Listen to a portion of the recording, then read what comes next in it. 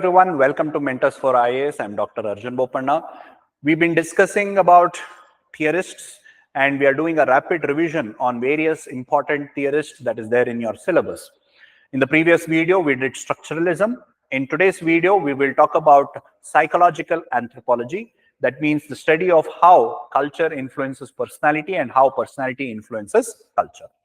So over here, basically, we are focusing on, as I told you, how culture and personality are interacting with each other. By studying the personality of people, we can understand the culture better. And by studying the, culture, we can understand how personality of people are shaped and how they are related to each other. So that is what is culture personality school of thought. And basic premise is derived from, historical particularistic studies of Franz Boas, etc. In addition to that, Sigmund Freud's psychological analysis has greatly influenced psychological anthropology or study of psychology or psychology of people in anthropology. So the basic assumption is that adult behavior is shaped by childhood experiences, especially the culture pattern in which they are reared. So these childhood experience in turn leads to the development of adult personality, and the adult personality shapes the culture. So it's kind of an interrelated relationship between the two. So you learn your personality from your culture, and then that personality gets expressed in culture. So by studying this personality and culture, we can understand a society better, is what is believed. So that's a basic premise over here. The main relationship, the objective is to examine the interrelationship between culture and personality. So we study how culture is embodied in the character of the member of a particular society. So three important approaches over here, and the anthropologist associated with that, which you have to remember from the exam point of view. The first one, which talks about how culture influences personality, that is Margaret Mead. So Margaret Mead basically talks about how culture influences adult personality, how it influences adolescent personality, how it influences the gender personality. So she shows how culture has shaped this. And since culture is different in different society, so these adult personality or adolescent personality or even gender personality is different in different society. So that is Margaret Mead. And then you have Ruth Benedict, who talk about culture pattern. That means, see, when you see a person from a particular society, you will see a pattern. And through that, you can understand a particular culture. So therefore, her approach is personality shaping culture. So by studying the personality of people, you will understand how that culture came into existence. Then culture personality interrelationship, without any focus, how culture shapes personality and how personality shapes culture. So you have anthropologists like Ralph Linton, Gardiner, and Cora Du Bois, who talk about the interrelationship between culture and personality. Margaret Mead, culture influencing personality. Ruth Benedict, personality influencing culture, and both the ways, culture and personality influencing each other. Linton, Gardiner, and Cora Du Bois. Important names, one book for each of them.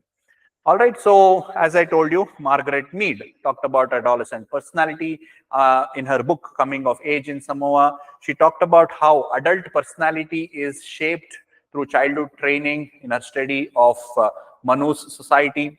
Gender personality studies among three society, Arapesh, Mundugmore, and Chambuli, in her book, The Sex and Temperament in Three Primitive Societies.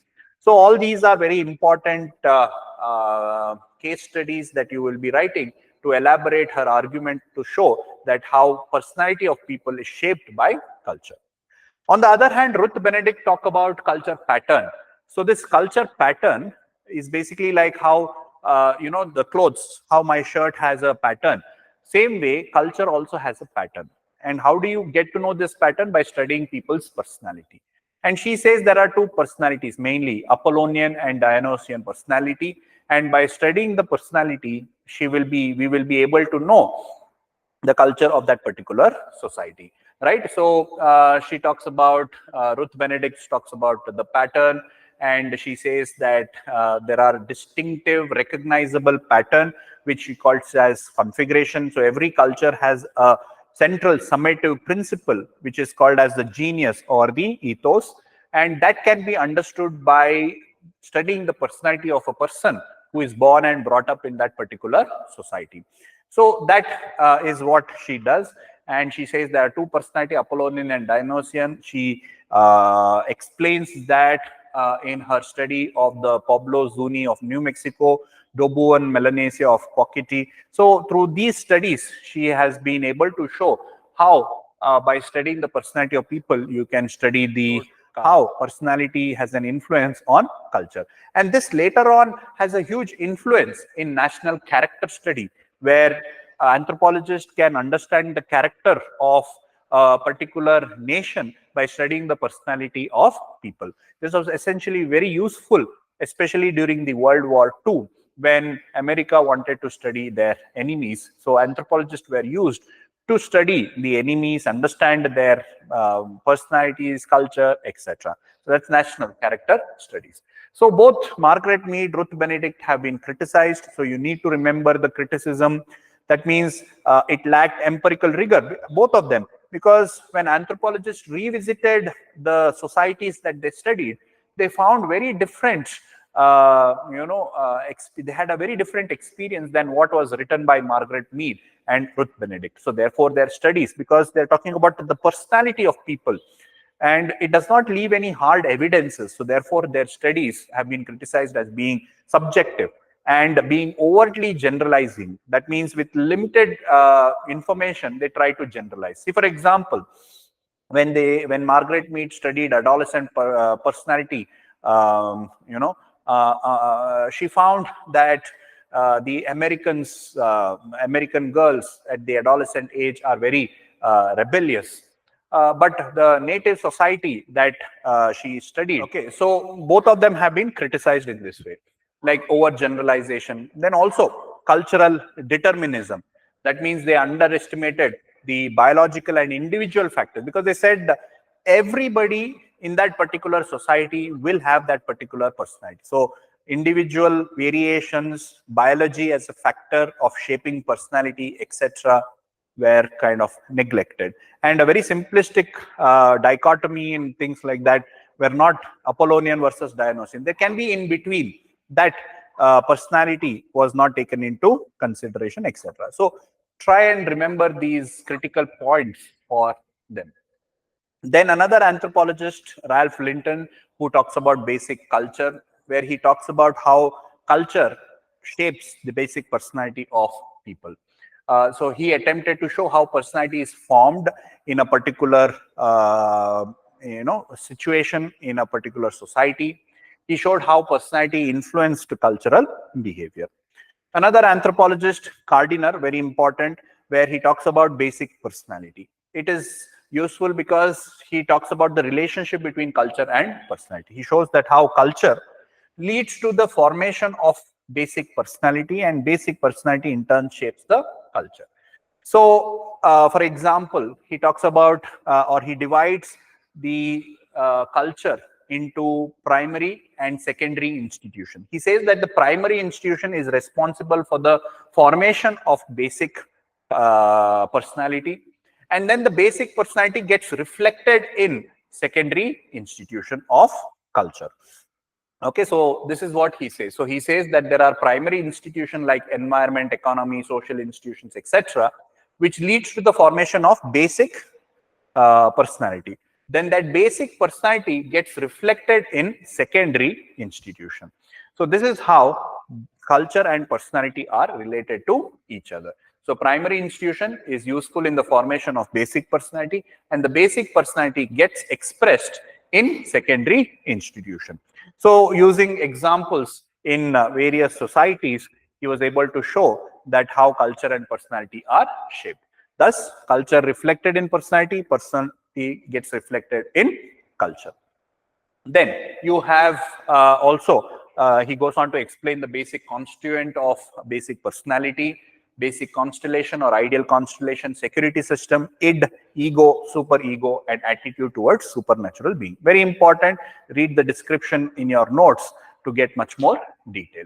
So again, criticized as being, again emphasizing on uniformity. It is cultural determinism, oversimplistic.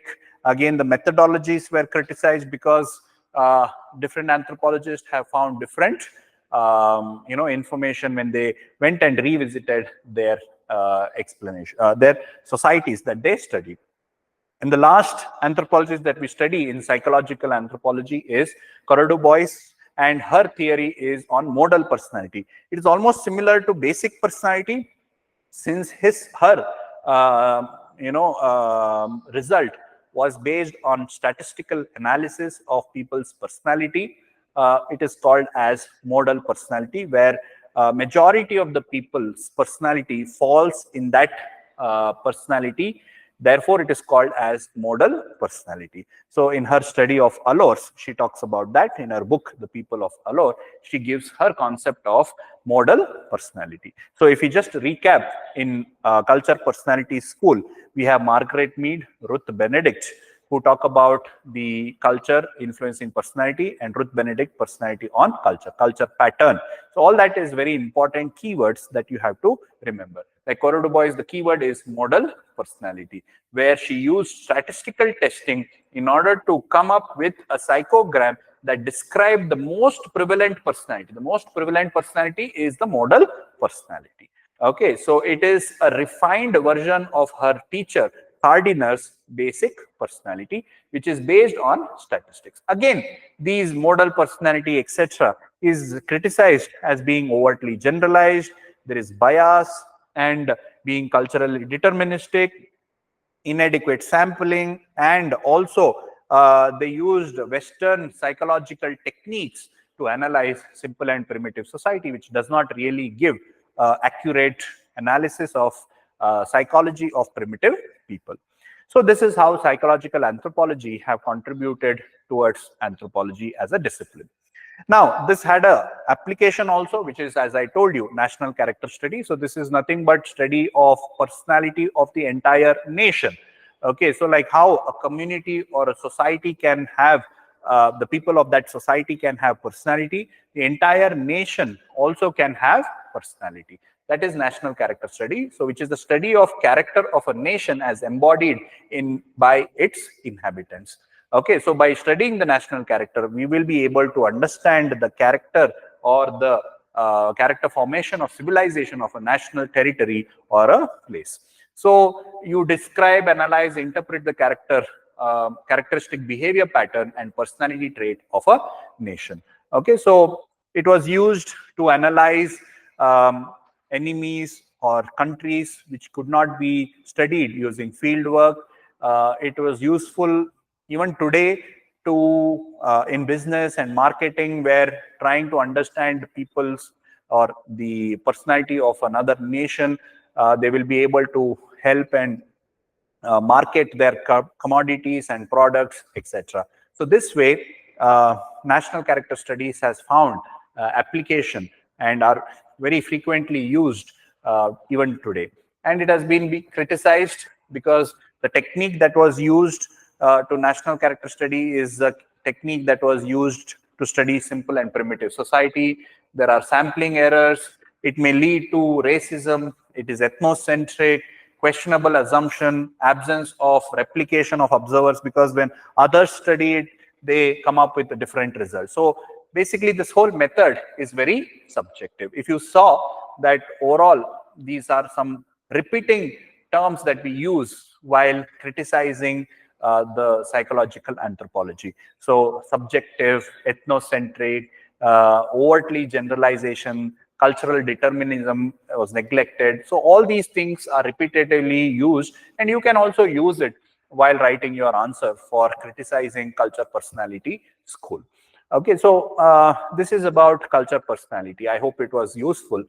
In the next video, we will discuss one more theory. So that is neo-evolution. If you are writing mains this year, don't forget to join my test series. The description is there below. I hope it was useful. Have a good day. Thank you.